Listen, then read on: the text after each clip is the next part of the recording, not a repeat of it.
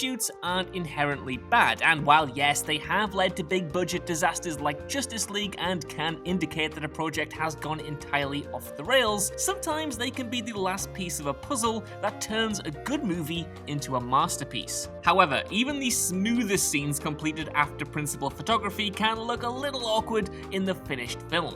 I'm Josh from WhatCulture.com, and these are 8 Star Wars movie scenes where reshoots are painfully obvious. Number 8. Rey embracing the Force Awakens. By his own admission, J.J. Abrams shot about 10 minutes of new footage after principal photography wrapped on The Force Awakens, consisting mostly of pickups, close-ups, and an added line here and there to create connective tissue between scenes. For the most part, they don't stand out in the finished film, but there is one reshot scene included in the final battle which sticks out like a sore thumb. The lightsaber duel between Kylo Ren and Rey is an amazing sequence. Well choreographed and suitably emotional, Abrams, by suggestion of Ava DuVernay, went back after cutting together the movie to add 2 key shots. The most obvious one is the moment where Rey closes her eyes mid-battle and embraces the Force, echoing advice from Maz Kanata earlier in the story. The key giveaway is just how disconnected this aside is from the rest of the battle. The extreme close-up works for the emotion of the scene, but it, combined with the soft focus blur of the background, makes it clear that it was injected into a previously snappier sequence. Number 7.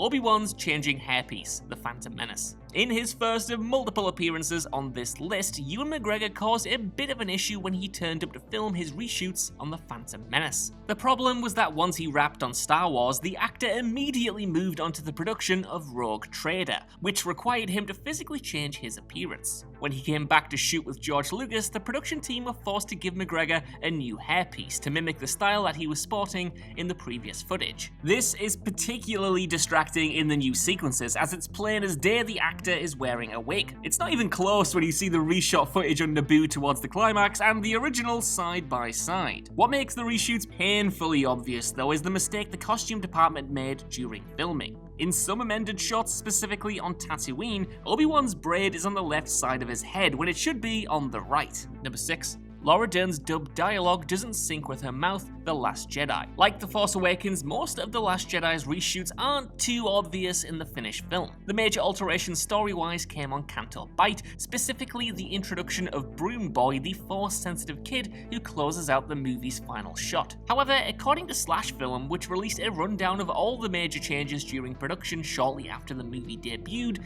Laura Dern's Admiral Holdo was also tweaked after production wrapped. Apparently, her relationship with Poe Dameron was even more abrasive initially, having to be smoothed over with new dialogue after the fact. Slash Film also points out that this is noticeable in the finished cut, with Dern's ADR work not matching up with the character's mouth. The new dialogue usually comes in as the camera cuts away from her face to try and make the juxtaposition less obvious, but it is still noticeable. Now, ADR is a normal part of the process, but the mismatch of audio and video as well as cutaways do make Holdo's scenes a bit less elegant. Story-wise, Holdo's relationship with Poe did raise huge questions at the time of release. Holdo's intentions and attitude towards Poe were lost on some viewers, and the last-minute change in their dynamic in reshoots could explain why. Number 5. Luke's Force Ghost, Rise of Skywalker. While J.J. Abrams has claimed that there were fewer reshoots on Rise of Skywalker than on The Force Awakens, one key scene was the result of going back to the drawing board after production had wrapped. Late in the movie, Luke Skywalker returns in Force Ghost form to comfort Rey, give some exposition about how he and Leia always knew she was a Palpatine, and get her ready for the final battle. According to Marion Brandon, the film's co-editor, Luke's scene was always in the script, but the dialogue wasn't finalized until the rest of the flick was locked in place. Now, this thankfully doesn't detract too much from the final sequence, but knowing that this scene was a reshoot late in the day does explain the look of Luke's Force Ghost feeling a little bit off and different from the others in the series, and even those seen in The Last Jedi. Number 4. All of Saw Gerrera's scenes, Rogue One. As mentioned in the intro, reshoots don't always ruin a movie, and Rogue One is a great example of them making a film even better. This live-action spin-off is considered by many to be one of the very best Star Wars movies ever made, and for good reason. Boasting great action, characters, and a visual style not seen in any other installment, Rogue One ushered in a different kind of Star Wars flick without sacrificing the series' larger identity. Even more impressive, it managed to pull it off while undergoing extensive reshoots and retooling from a completely entirely different director. With Tony Gilroy called in to oversee extra filming after Gareth Evans wrapped the initial shoot, a significant chunk of the story was altered. The interesting thing is, you can't tell too much in the final film, and for this entry, we have to cast our eye to the trailers. Not only do these boast a bunch of shots and lines not featured in the final cut, but they also feature completely different character designs. For instance, the Saw Gerrera in the first trailer appears with a shaved head, but for the final film, most of the character's scenes were reshot, and in the process, he received a complete makeover. Sporting a cracking new hairdo rather than the shaved head of the first teaser and the movie's prologue, it's the biggest indicator that Saw's scenes had changed. While you might initially assume that the trailer footage was just part of a larger prologue, keep in mind that those lines reference an adult Jinn on Jeddah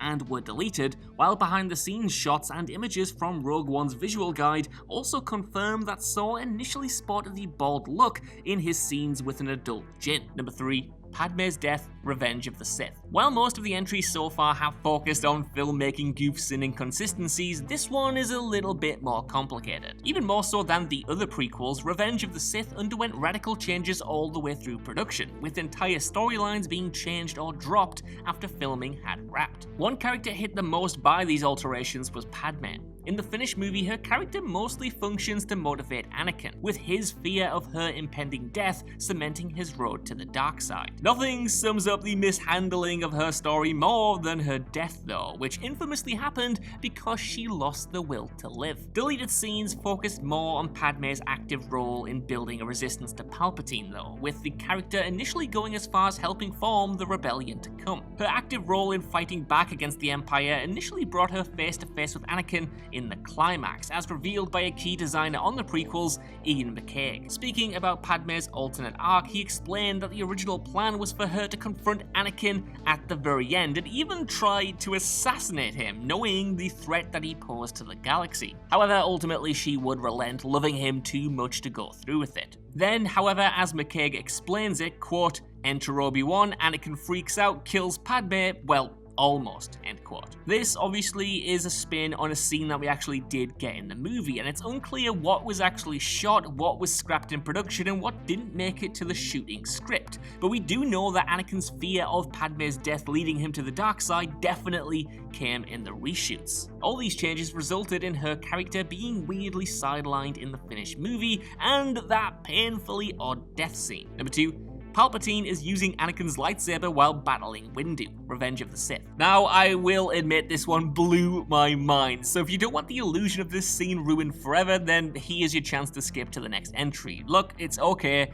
I understand. Revenge of the Sith has plenty of great lightsaber duels, but one of the strangest is Palpatine's battle with Mace Windu and the other members of the Jedi Council. At times, it's badass, such as when it's 1v1 with Mace, and at times it's a bit awkward, such as those weird close-ups, but overall it pulls through to become one of the flick's most iconic sequences and does Anakin's final slide to the dark side justice. Obviously, it is a pivotal scene, and George Lucas went back and forth tweaking things to make sure it was perfect, even after production had wrapped. Though details are a bit sketchy, based on behind-the-scenes footage, it seems that Anakin was initially going to be present for the entire fight, and that Palpatine would use the Jedi's lightsaber to protect himself. This fact is actually painfully present in the finished film, because other than the reshot scene where Mace confronts Palps, the Sith is actually using Anakin's lightsaber in the duel. You can clearly tell that the hilt is not Palpatine's own in a bunch of the shots. Most likely it would have been far too expensive to reshoot all of the action, and Lucas assumed if he changed the colour to red, nobody would notice he was holding the wrong hilt the whole time. Once you do realise though, it becomes a constant reminder of what this scene might have been like originally. Number 1, Obi Wan's distracting fake beard, Attack of the Clones. I told you he'd be back. While Obi Wan's rogue braid in The Phantom Menace was certainly distracting, his fake beard in Attack of the Clones is even worse. In a classic case of George Lucas going with the flow and being unafraid to change his mind, much of the second Star Wars prequel was changed after production had already wrapped. In the case of this flick, a lot of changes concerned Obi-Wan, and specifically his relationship with Anakin and the other members of the Jedi Council. The issue, once again, was that Ewan McGregor had continued working after principal production had wrapped, and by the time he was called back back in for reshoots, had shaved off his glorious beard and cut his hair into a buzz cut for Black Hawk Down. Consequently, there are loads of scenes in the movie where Obi Wan is sporting a wig and visibly fake scruff. What makes this worse than his previous hairpiece malfunction is that George Lucas apparently thought nobody would notice and happily cuts between the original photography and reshot footage over and over again. So what you get is this weird situation where Obi Wan can look completely different during different shots in the same scene, and it's just all over the place. So that's our list. I want to know what you guys think down in the comments below. Did you notice these reshoots while you were watching the Star Wars movies, and are there any that I missed off here? While you're down there in the comments, could you give us a like, share, subscribe, and head over to whatculture.com for more lists and news like this every single day. Even if you don't know, I've been Josh, thank you for watching, and I'll see you soon.